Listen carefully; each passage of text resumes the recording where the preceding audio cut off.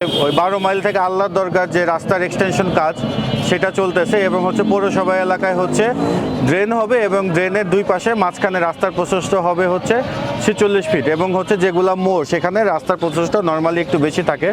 তো bus stand মোড়েও সেটা বেশি হওয়ার কথা ছিল, কিন্তু আমি বিভিন্ন মহল থেকে জানতে পারলাম হচ্ছে এখানে একটা দোকান যেটা পূর্বে ভেঙে দেওয়া হয়েছিল, কিন্তু পরবর্তীতে কোনো প্রভাবশালী মহলের সহযোগিতায় সেই দোকানটা আবার করছে এবং হচ্ছে রাস্তাটা যেভাবে হওয়ার কথা ছিল মোড়ে সেভাবে না হয়ে কিছুটা সংকুচিত হয়ে যায়। আপনারা জানেন হচ্ছে এটা একটা দৌলতপুরের সাথে হাইওয়ের মতোই তো, এবং এখানে বাস স্ট্যান্ড আছে, অনেক বাজারও আছে। এখানে যদি রাস্তাটা সংকুচিত হয়ে যায় তাহলে অ্যাক্সিডেন্টও হবে এবং জামও বাঁধে। তো হচ্ছে সেই প্রেক্ষিতে আমি আসলে সরেজমিনে পরিদর্শন করতে আসি। তো আমরা পৌরসভার মাপ থেকে দেখলাম হচ্ছে ড্রেন থেকে আমাদের এই দোকান প্রায় 90 ভাগই আমাদের জমিতে, অর্থাৎ পৌরসভার লিজকৃত জমিতে। এখন যিনি করেছে তিনিও বলতেছে এই জমিটা তার লিজ নেওয়া, তার হচ্ছে লিজের হচ্ছে 25 সালের 30 জুন পর্যন্ত লিজের কাগজ দেখালো। এখন হচ্ছে একই জমি তো আসলে দুই জায়গায় লিজ হওয়ার কথা না। তো উনি বলছে যে উনি কাগজ দেখাইলেন, সোমবার পর্যন্ত সময় চাইলেন, ওনাকে সোমবার পর্যন্ত সময় দেওয়া হলো। উনি বললেন যে সোমবার পর্যন্ত যদি কাগজ না দেখাতে পারে তাহলে উনি নিজের দোকান নিজে অপসারণ করবে। এখন এক জমি যেহেতু দুইবার লিজ হয় না এবং হচ্ছে সেই জমিটা টোটালাই হচ্ছে পৌরসভা লিজ নিয়ে রেখেছে এবং সেটা জনগণের স্বার্থে যেটা যদি তাকে লিজ না দেয়া হয়ে থাকে অথবা অন্য কোনো না হয় তাহলে হচ্ছে আমাদের জমি আমরা অর্থাৎ পৌরসভার জমি আমরা পৌরসভা বুঝে নেব এবং রাস্তা যেখানে প্রশস্ত করার আছে সেখানে আমরা প্রশস্ত করব।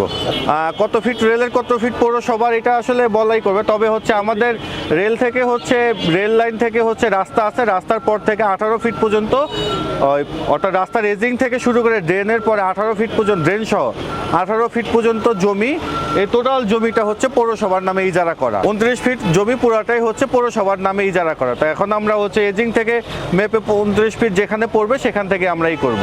এবং আপনারা জানেন পূর্বে এই জমিগুলো টোটালটাই ভাঙা হয়েছিল এবং এই দোকানটাও ভাঙা ছিল। তো যেটা জানলাম সেটা হচ্ছে তারা হচ্ছে রাতারাতি এই দোকানটা নতুন করে নির্মাণ করেছে। তো আমরা দেখলাম যদি তাদের কোনো বৈধ কাগজপত্র না থাকে তাহলে যেহেতু আমাদের জমি এবং লিজ নেওয়া আছে পৌরসভার নামে, তো আমরা সেটা অপসারণের ব্যবস্থা করব।